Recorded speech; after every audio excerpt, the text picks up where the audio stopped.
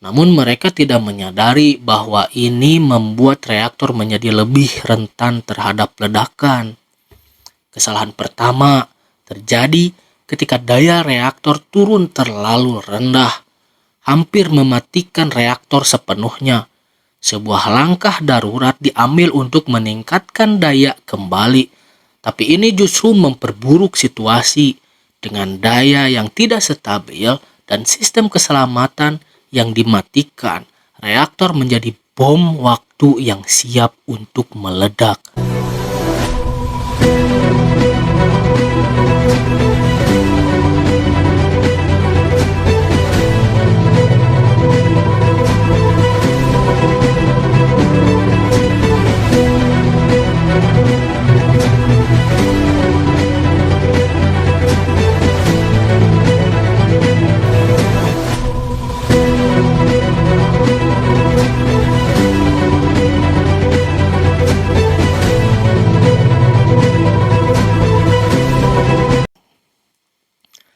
Selamat datang di Zona Mang Aseng.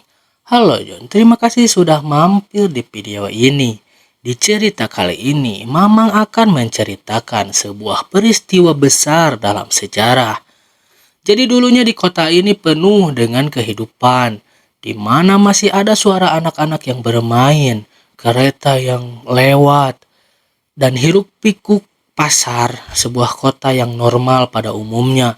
Tapi kini kota itu sunyi, ditinggalkan. Bangunan-bangunan hancur, pepohonan liar tumbuh di mana-mana. Tidak ada yang berani tinggal di sini, namun keheningan ini bukan sekedar karena banyak waktu yang berlalu. Ada sesuatu yang lebih menakutkan, sesuatu yang tak terlihat tetapi sangat mematikan. Inilah cerita tentang Chernobyl, tempat di mana satu kesalahan kecil menciptakan bencana yang mengubah dunia untuk selamanya. Apa yang sebenarnya terjadi pada malam itu dan bagaimana tragedi ini harus menghantui kita hingga sekarang? Oke, tanpa berbasa-basi kita masuk saja ke ceritanya. Enjoy!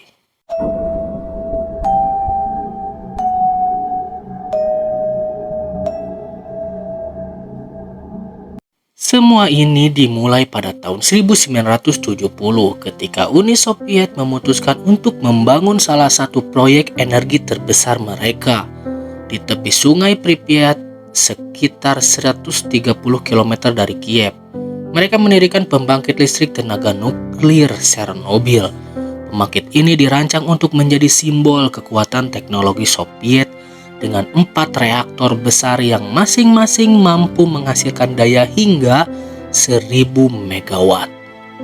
Bayangkan, tidak hanya menjadi tulang punggung pasokan listrik wilayah tersebut, Chernobyl juga menjadi kebanggaan nasional. Untuk mendukung proyek ini, dibangunlah sebuah kota baru bernama Pripyat.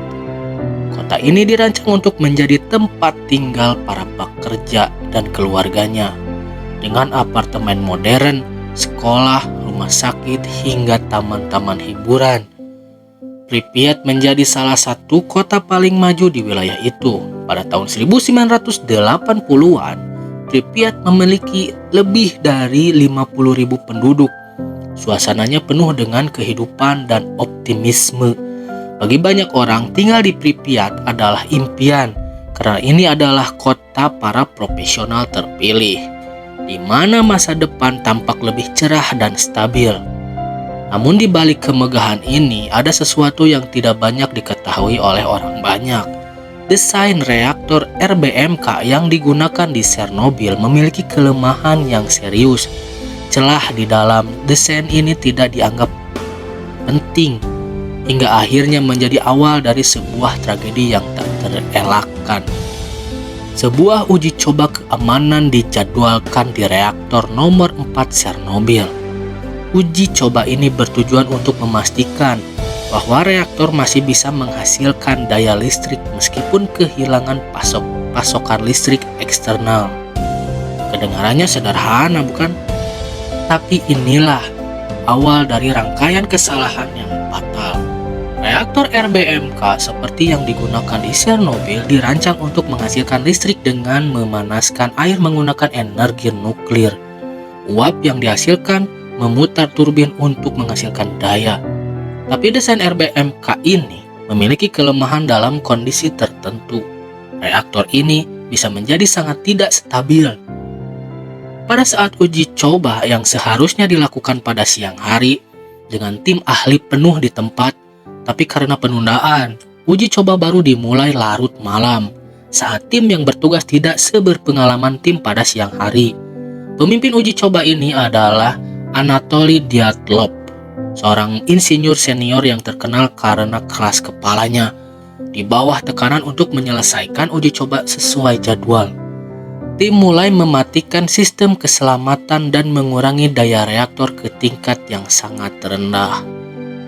Namun mereka tidak menyadari bahwa ini membuat reaktor menjadi lebih rentan terhadap ledakan.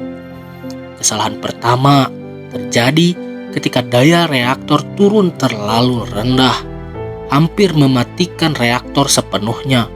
Sebuah langkah darurat diambil untuk meningkatkan daya kembali, tapi ini justru memperburuk situasi dengan daya yang tidak stabil dan sistem keselamatan yang dimatikan.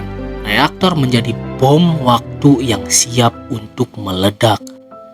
Pada pukul 1:30 dini hari, tim akhirnya menekan tombol AZ5, sebuah tombol darurat yang seharusnya mematikan reaktor sepenuhnya. Запускать АЗ-5. Произошел резкий скачок мощности. Я включаю систему аварийного снижения мощности.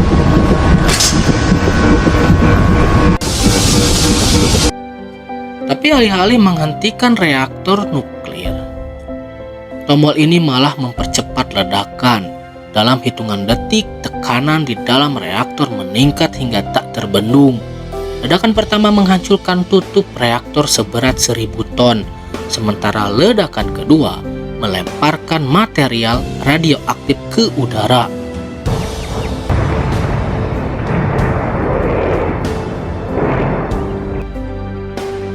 Api besar menyala dan awan radiasi mulai menyebar ke langit malam. Ledakan ini tidak hanya menghancurkan reaktor nomor 4 saja, tetapi juga membuka pintu ke salah satu bencana terburuk dalam sejarah umat manusia.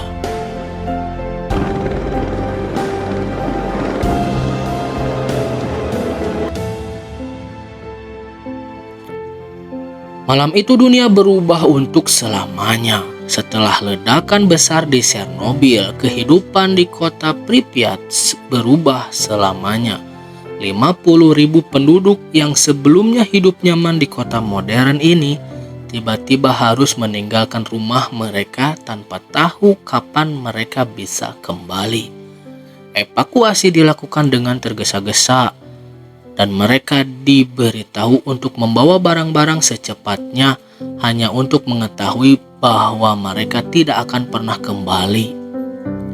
Evakuasi dimulai pada tanggal 27 April 1986, 2 hari setelah ledakan. Namun banyak penduduk yang tidak tahu persis apa yang terjadi atau seberapa berbahaya situasi ini. Bagi mereka ini adalah gangguan sementara. Mereka berharap bisa kembali ke rumah setelah beberapa hari. Mereka tidak tahu bahwa mereka telah terkena paparan radiasi yang sangat mematikan. Setelah evakuasi, Pripyat menjadi seperti kota hantu. Bangunan kosong, mobil-mobil yang ditinggalkan, dan taman bermain yang sangat sepi. Semua yang pernah hidup di sana kini menjadi bagian dari cerita tragis yang tidak akan pernah terlupakan.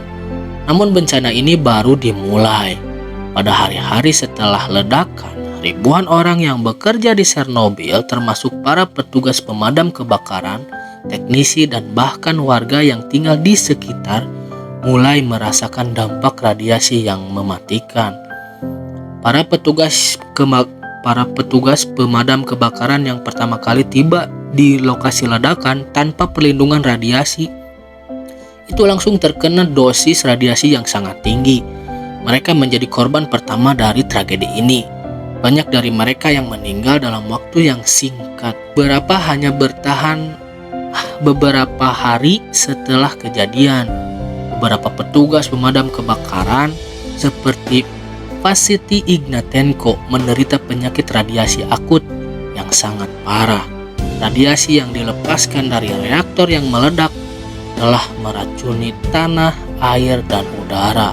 Sebagai akibatnya, banyak orang yang tinggal di sekitar Chernobyl dan di wilayah negara tetangga seperti Belarus dan Rusia terpapar radiasi berbahaya yang menyebabkan berbagai penyakit, termasuk kanker dan kelainan genetik.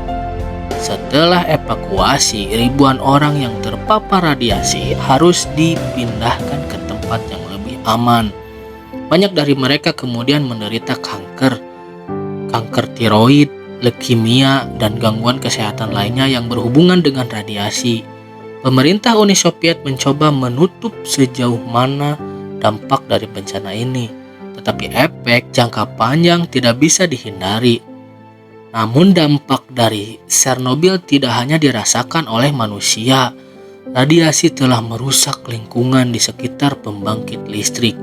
Zona eksklusi Chernobyl dengan radius 30 km dari pusat reaktor tetap tidak bisa dihuni oleh manusia hingga hari ini. Walaupun begitu, alam menemukan cara untuk bertahan. Hutan kembali tumbuh dan beberapa spesies hewan yang hampir punah mulai kembali ke area yang sebelumnya tercemar.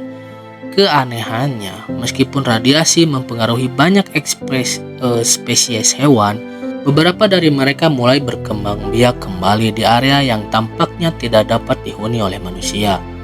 Namun mutasi genetik yang disebabkan oleh radiasi masih menjadi masalah bagi banyak spesies, termasuk pada tanaman dan hewan. Chernobyl bukan hanya sebuah tragedi lokal. Bencana ini mengguncang dunia, memaksa banyak negara untuk merevisi kebijakan nuklir mereka. Kepercayaan terhadap tenaga nuklir mulai menurun, dan banyak negara yang sebelumnya mendukung pengembangan energi nuklir mulai menghentikan atau meninjau kembali proyek-proyek serupa.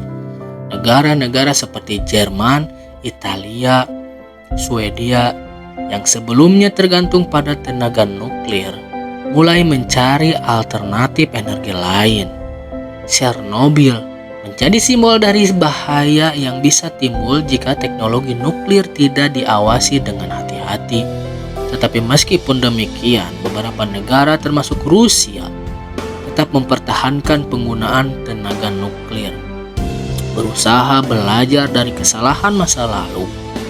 Hari ini, Chernobyl masih menjadi zona terlarang bagi manusia, tapi juga sebuah peringatan bagi dunia tentang pentingnya keselamatan, dan transparansi, dan tanggung jawab dalam penggunaan teknologi. Meskipun hampir 40 tahun telah berlalu, efek dari bencana ini terus berlanjut, mempengaruhi ribuan orang yang terpapar radiasi. Namun di balik kegelapan itu, Chernobyl juga memberikan pelajaran berharga. Sebuah peringatan tentang ambisi manusia yang terkadang melebihi kemampuan kita untuk mengelola dan memahami resikonya. Chernobyl adalah kisah tentang kesalahan besar, tetapi juga tentang keberanian, pemulihan, dan pelajaran yang tidak kita boleh lupakan. Tragedi Chernobyl bukan hanya tentang apa yang hilang, tetapi juga tentang apa yang bisa kita pelajari untuk mencegahnya terjadi lagi.